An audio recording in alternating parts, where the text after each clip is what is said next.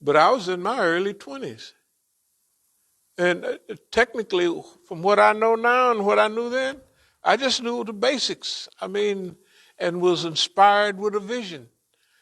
But all the fundamentals,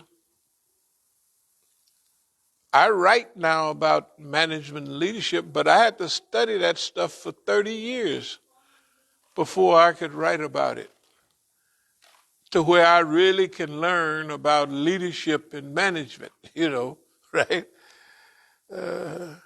Then you had one thing that I had learned from studying management, that the greatest thing, and one of the greatest things, is to get a group of people to work together for a common cause.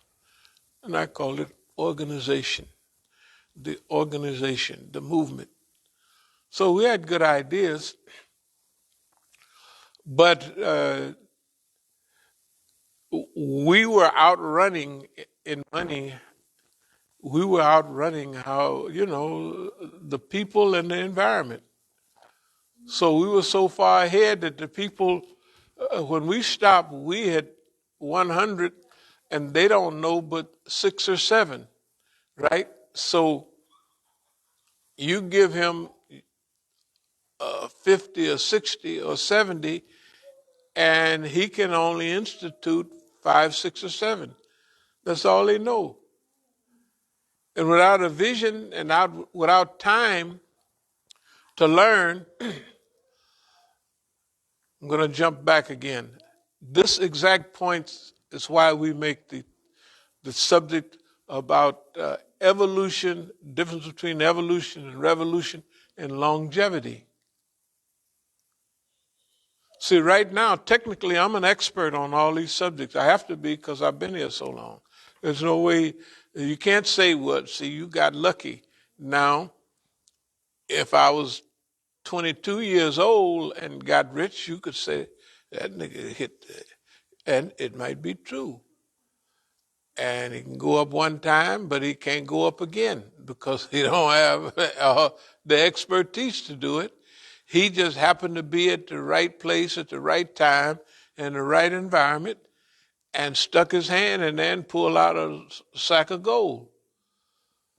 But if without training, you can't do that every time.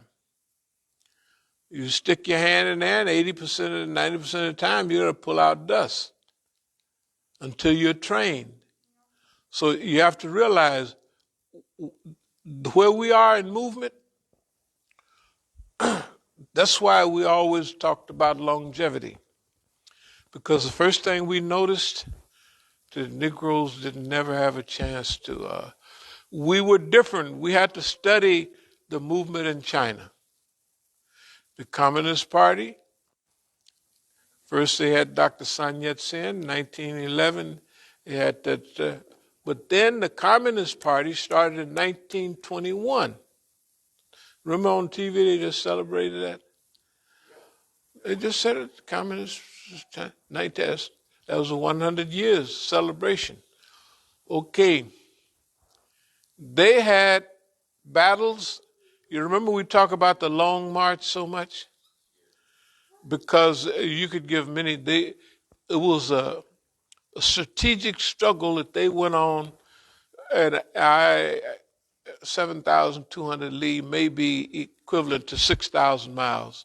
In other words, they fought a battle all the way over to San Francisco and back. And over the same, they crossed the Rocky Mountains, they crossed the desert, they went the southern route, so they was down there slopping through the mud in Louisiana. You know what I mean? In Texas. And, then they got up this way a little bit. They had to cross the Rockies.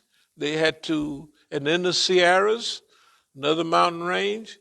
You know what I mean? And then they got a small mountain range here on this coast, go a couple 1,000 feet up, because as part of this mountain range over here, the water is in this, it flows toward the Chesapeake. Yeah, they call it water hedge or water something. No, the Continental Divide is way out in Wyoming and all that. There is, there's a regional divide. There's a regional divide that's about 2,900, let's say 2,800 feet. When you're going this way, and I see it all the time in Pennsylvania on Highway 80, when you go over the divide, the water flows down toward the Mississippi and all of that. On this side, the water flows to the Atlantic. When you go on across the Continental Divide, that is the Great Divide, they used to call it in history, and I almost take a picture of it and write it down every time I pass it, because the Continental Divide goes all the way up and down the United States, all the way into Mexico. At I-10 going across the south, the Continental Divide in New Mexico, like right there in Deming, it's maybe 4,500 feet up. It's called High Plains. Did you ever see the movie High Plains Drifter? High Plains Drifter is, what's the name? There's an area in the United States, the Badlands is there. It's the High Plains. It's kind of flat-ish, but it's up high. Now, by the time you go north all the way up to I-80, that is 7,000, one sign says 7,500 feet, and the other one says 6,900 feet. Because when you're traveling, it's a long story. But anyway, so the Continental Divide is what divides the water. On the other side, it all flows toward the Pacific. On this side of the Continental Divide, it flows toward the Gulf of Mexico. So the Mississippi River is inside this area. Here is the regional divide, 2,800 feet. All that water flows down this way. You get the Missouri, you get all those rivers over there. Okay, on this side, all the water is flowing into the Chesapeake Bay, and other places.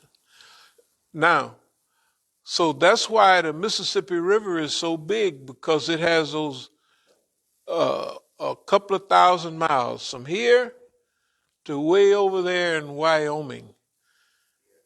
That water is flowing back this way, down toward from Dakota and all that, is flowing down the Mississippi River. Yeah.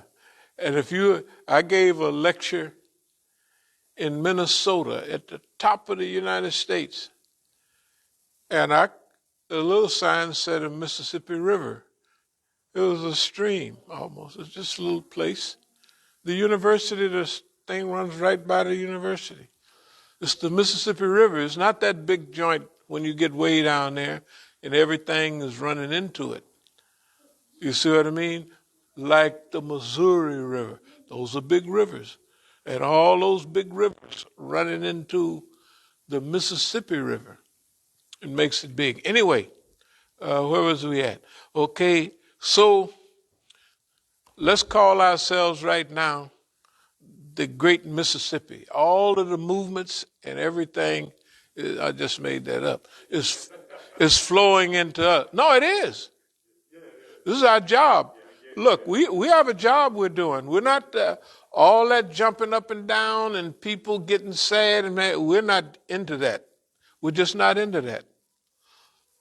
We're into collecting all this stuff because it seems like we have a destiny and we have a goal.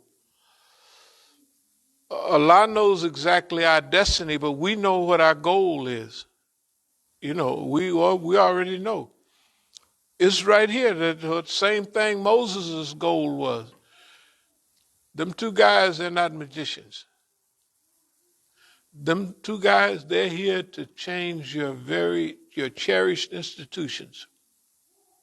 So we're here to change this stuff. And the biggest part of that is who's going to take the uphill road. Look around. Who wants to do it? Hey, anybody want to take the uphill road? They'd look the other way, right? Everybody in the United States, all the groups, all the movements, they don't want to have nothing to do with it. Is it possible that nobody wants to take the uphill road? Is it possible that there's no Negroes, that all the Negroes will be Al Sharptons, will be Jesse Jacksons, will be the new Lord, the latest one, right? I mean, is that possible? Yes, it's possible. It's likely. It's a reality, and we know it. It ain't no big deal because that's the way it's been. And just like the people in Shuaib's time, they said, man, if we went with you, man, well, we would go broke.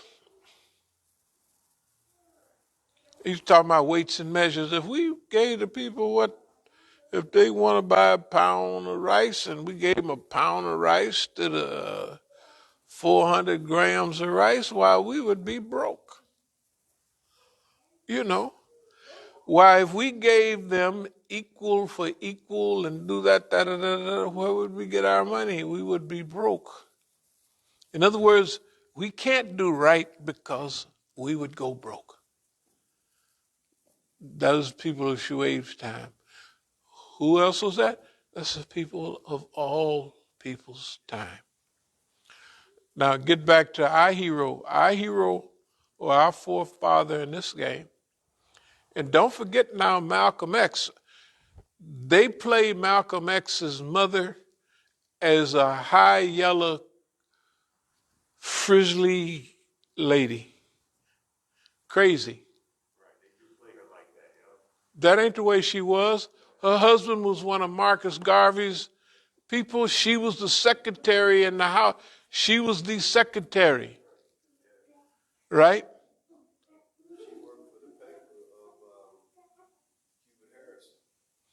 I'm I'm trying to tell you. Look, everybody they lying about all those people. But if the people don't help, they say the woman is crazy. Like, look at the lies they put out on us. Suppose we didn't fight back. They'd say, man, Imam Musa was stealing money, and that's why we did what we did in California. Of course, our papers say that we went out there and paid their debts, let's say $50,000. Another debt we went out there and paid. They didn't pay the little lawn stuff. There's another 29,000, something like that. Yeah, they wouldn't follow the notes up. Like if they send them a message, I'd see it after I paid it. You owe $4,000 on the lot. They would have all the brothers out there drove cabs and all that. We had a big lot. The property was 16,000 square feet, and over 8,000 square feet of it was lot. They let the brothers park the cabs on there, and then they would get old and collapse. We had to come and have all it towed away. We bought the buildings. They were nice buildings. They let them rot for 10 years. Imagine you have a building and you don't upgrade it in 10 years. The roof cracks, water comes in. So I had to go out there and bring them buildings up to power. When I bring them up to power, they hit something inside. I think I showed the drain and where the black stuff, the tar. Did I ever show any of the tar? They would stick a bottle. Yeah, stick it down there. And then, okay, that would ruin the whole roof. No matter how many times, as soon as you get out here, they're going to stick it in there. Mukhtar's going to stick it in there, and that's it. And he ain't going to fix nothing. And everything you fix, they're going to go right behind you and punch a hole in it, So you can fix the whole roof. I mean, thousands and thousands of dollars. And look, 8,000 square feet of roof is big. That's this roof, this place right here, both floors is 7,500 the square feet, but that's downstairs and upstairs. So that means the roof is about 36, square feet, 3,600 square feet. Okay, so if this was a one-story building, imagine a building twice its size, going that way, just one floor. That's the way some of our property out there was, because the property is 16,000 square feet, and 8,000 square feet is where the buildings are. Well, imagine we cover twice this area, and it's not just perfectly flat or this, that, and other. That's a lot of roofing. That's a lot of work. Over the years, we got it done. They would walk right up there and poof, punch a hole in it, pull up something, or the water will come in, and pretty soon, all of that was, well, okay, that's not what the subject is today. The subject is